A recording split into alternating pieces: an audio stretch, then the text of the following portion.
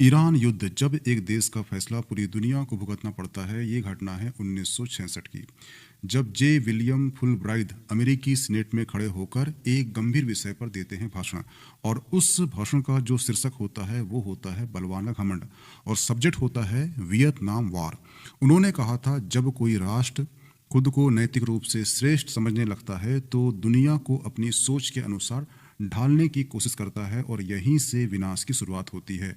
और उस वक्त यह बात सिर्फ अमेरिका के लिए चेतावनी थी, लेकिन 60 साल बाद यह चेतावनी आज फिर दुनिया के लिए सच साबित हो चुका है।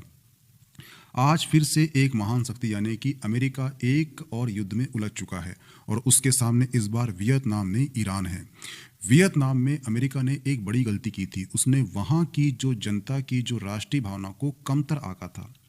यह सोचना था कि वहाँ उनको बचाने आए हैं, यानी वहाँ के लोग बचाने आए हैं, लेकिन जिन लोगों को अमेरिका बचाने गया था सबसे ज़्यादा नुकसान वहाँ के लोगों को ही हुआ है।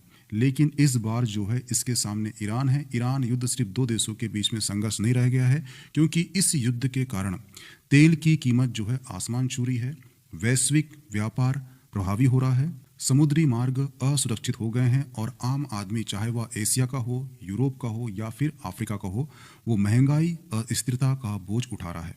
पहली बार है जब एक युद्ध का दर्द जो है सीमाओं के पार कर दुनिया को प्रभावी कर रहा है। कहानी सिर्फ युद्ध की नहीं है बल्कि अहंकार की है। जब कोई शक्ति संतुलन की जगह शक्ति प्रदर्शन हावी हो जाता है तो फैसले जो है जल्दबाजी में लिए जाते हैं, बिना संसद की अनुमति के, बिना व्यापक विचार विमर्श के। और कभी कभी गलती जो है खुफिया जानकारी की होती है, जिसका परिणाम होता है मासूमों की जान चली जाना। कभी एक स्कूल में बम गिराया जाता है, कभी निर्दोष नागरिक इसकी कीमत चुकाता है। सबसे बड़ा सवाल है, क्या दुनिया फिर वही गलती दोहरा रही है जिससे वह पहले ही सीख चुकी है। वियतनाम वार ने सिखाया था कि सैन्य ताकत से विचार नहीं जीते जा सकते, फिर भी इतिहास खुद को दोहराता दिख रहा है। अंत यह कहानी ईरान या अमेरिका की नहीं है, यह कहानी है उस सोच की जहां शक्ति संवाद पर भारी पड़ जाती है।